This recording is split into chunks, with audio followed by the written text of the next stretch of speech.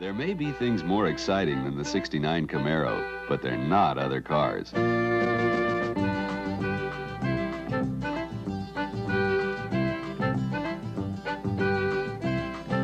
Variable ratio power steering and hidden headlights. Camaro offers them. No other Sportster at its price does.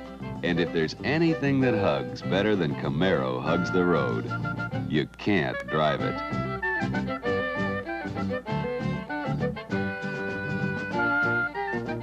But we must admit, there are a few things sportier than this Camaro. And Chevrolet makes them all, including the Corvette. As for those things more exciting than the '69 Camaro, Camaro helps you find them. At Chevrolet, we believe putting you first means many things. Right, thanks for joining us on today's video. Listen, in the world of collector and exotic cars, the Camaro 396 is its own great car. Then you throw in the 396 and add that juice to it, the 375 horsepower, and that is a lot of power in this car. I like to go one step further, and this is not only that, it's now got the aluminum heads on it with the correct manifold. So all we're talking about now is the L89 powered car, right? Then you take the engine here that you already know is high performance to begin with, and you give it to a specialist to build it the right way.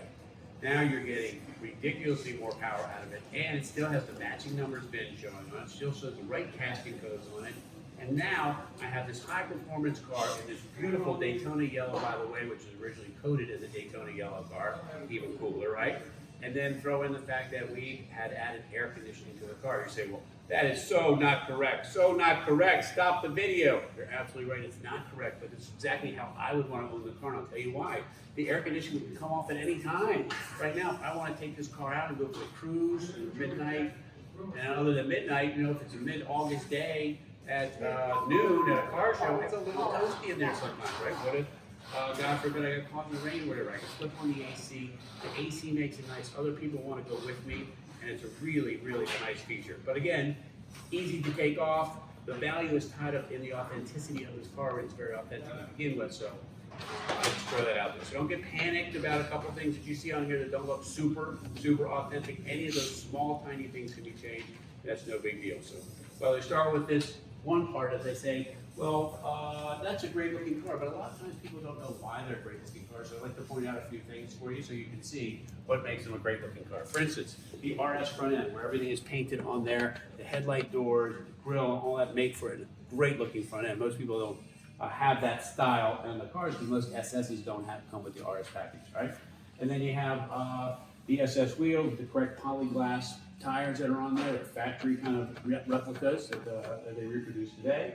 The vinyl top, I wasn't always a huge vinyl top fan, but I love the vinyl top on this car, and I've really grown to like them even more so than without because of the style. The black stripes flow into this. It's almost like a convertible, right? But it doesn't ride like a convertible. It's nice and stiff, and the structure's there, and it just looks really, really good, all right? So let's take a peek under the hood because we need to see where all the motivation comes from, and you need to see where that sound comes from.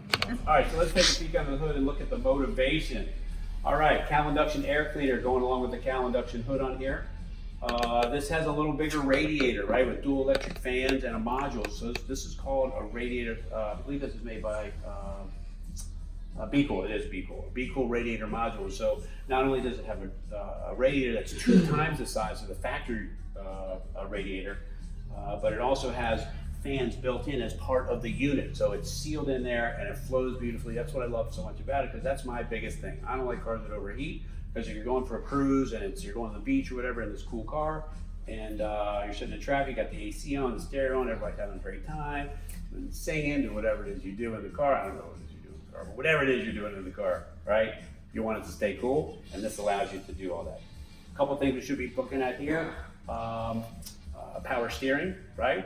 Very nice to have, you gotta have it. There's disc brakes on the car as well, all right?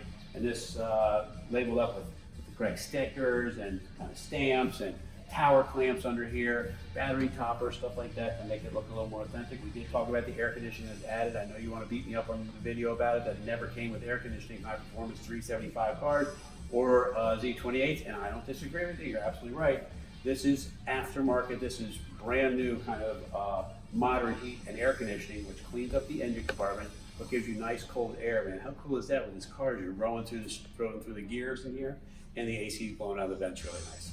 Nothing wrong with that. All right, so one of the things I do like to talk about is paint all the time, and that is important. And the reason why it's important is because under these lights or taking photos outside, that's all paint looks really good. Not all paint looks really good. I'm just telling you for a fact. This car has been wet sanded, buffed.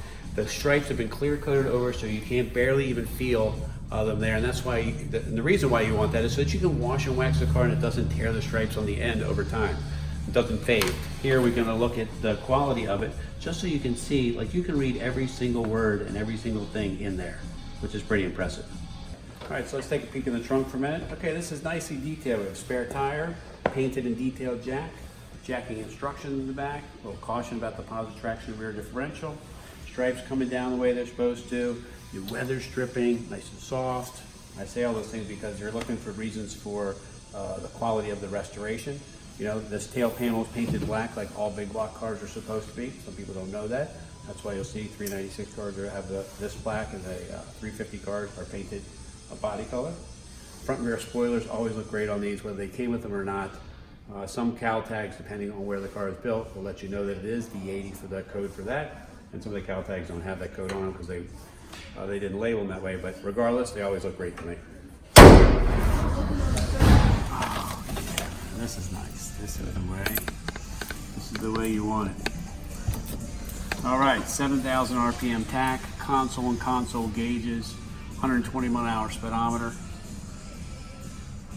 The houndstooth, I don't know, I don't think there's quite honestly any better looking interior in the world other than a houndstooth interior.